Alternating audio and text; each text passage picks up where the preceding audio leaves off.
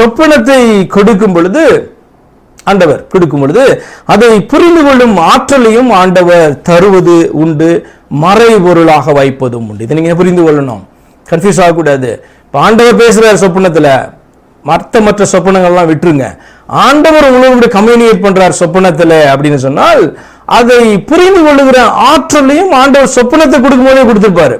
சில நேரங்களில் மறைபொருளா வைத்திருப்பார். மறைபொருளா இருந்ததுன்னா என்ன பண்ணணும்? ஆண்டவர்கிட்ட கேட்கணும். இப்ப யோசித்து பாருங்க, இப்ப தீர்க்கதரிசிகள் காணப்படுறாங்க, தீர்க்கதரிசின வரத்தை பெற்றவங்க காணப்படுறாங்க. அவர்கள் பேசும்போது எப்படி பேசுவாங்க? நேரம் அவங்களுக்கு புரிகிற பாஷையில அப்படி பேசுவாங்க. இதே அந்நிய பாஷை வரத்தையும் அதை வியாக்கியானம் பண்ணுகிற வரத்தையும் பெற்றிருக்கிறாங்க ஒருத்தங்க அப்படின்னு சொன்னா அதுவும் தீர்க்கதரிசன வரத்தை போலவே செயல்படும். நல்லா புரிந்து கொள்ளுங்க.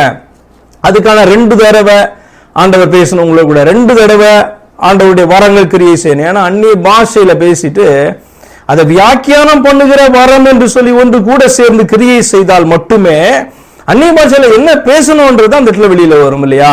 அப்ப 2 வரங்கள் அங்க கிரியை செய்கிறது போல சொப்பனத்திலே ஆண்டவர் மறைபொருளை வைத்தார் என்று சொன்னால் அந்த சொப்பனத்தை கொடுக்கிறவரும் அவர் தான், அந்த மறைபொருளை வெளிப்படுத்துகிறவரும் அவர் தான். அப்ப எங்கதான் போய் ஆகணும்? அவரிடத்துல கேட்கணும். ஆண்டவரே இது மறைபொருளா இருக்கு, எனக்கு புரியல, ஆனா ரொம்ப தெளிவா இருக்கு நீங்க கொடுத்த சொப்பனம். என்ன இதுல நீர் பேச வருகிறீர், என்ன எனக்கு உணர்த்துகிறீர், அல்லது யாருக்காவது நான் இதை குறித்து சொல்லணுமா என்று சொன்னால் உங்களுக்கு அது மறைபொருளா இருந்ததுன்னா நீங்கள் அதை கொடுத்து ஆண்டவரிடத்துல நிச்சயமாய் நீங்கள் கேட்க வேண்டும்.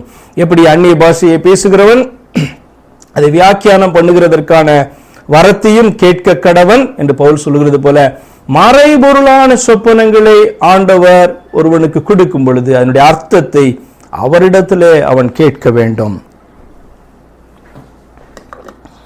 அடுத்தது, எல்லா சொப்பனங்களுக்கும் வியாக்கியானம் வேண்டும் என்று அர்த்தம் அல்ல. எல்லா சொப்பனத்துக்கும் வியாக்கியானம் வேண்டும் என்று அர்த்தம் அல்ல, அதாவது இன்டர்பிரேஷன் வேண்டும் என்று சொல்லி அர்த்தம் அல்ல. உதாரணத்துக்கு அபிமெலேக்கு என்கிறதான பாலஸ்தீனிய ராஜாவினிடத்துல ஆண்டவர் சொப்பனத்தின் மூலமாய் பேசினார். அவர் அறியாத ஒரு மனுஷன், ஆனால் அவருக்கு விரோதமாய் அவன் செயல்பட ஆரம்பித்த பொழுது அவனோடு கூட ஆண்டவர் பேசினார் எச்சரிக்கும்படியாய். ஆதியாகமம் 20:3 தேவன் இரவிலே அபிமெலேக்குக்கு சொப்பனத்தில் தோன்றி, நீ அழைப்பித்த ஸ்திரீ நிமித்தம் நீ செத்தாய், அவள் ஒருவனுடைய மனைவியாய் இருக்கிறாளே என்றார்.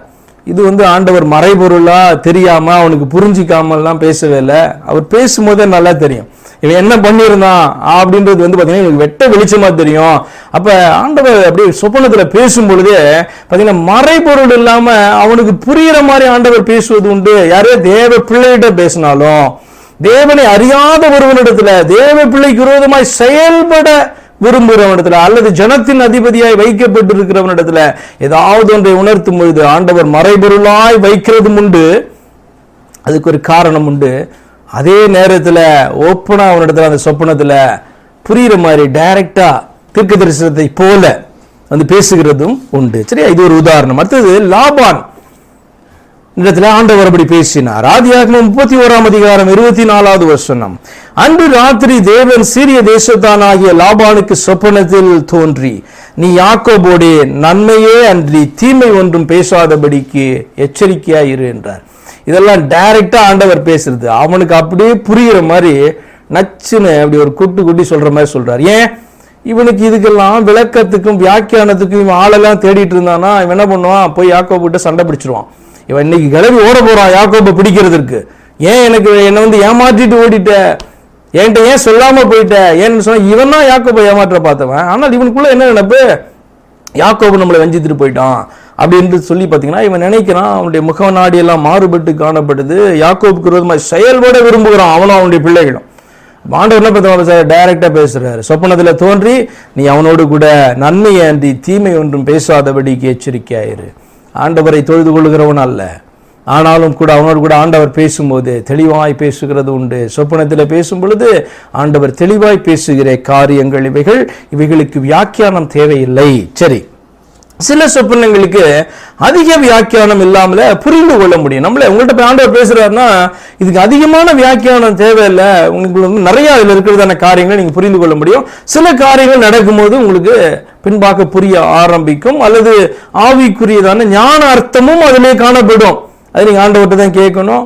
இல்லை நடந்து முடிகிற வரைக்கும் காத்து இருக்கணும், அல்லது தேவ மனிதர்களிடத்துல நீங்க கேட்கணும். வாட் எவர் இட் இஸ், அது பாத்தீங்கன்னா ஆண்டவர் பேசும்பொழுதே ஓரளவு உங்களுக்கு புரிய ஆரம்பிக்கும். உதாரணத்துக்கு யாக்கோபிடத்துல ஆண்டவர் பேசினார். ஆதியாகமம் 28:12 நாம் பேசினார் என்று தான் இதை சொல்லுவேன். சொப்பனத்திலே ஆண்டவர் என்ன பண்றார்? பேசினார்.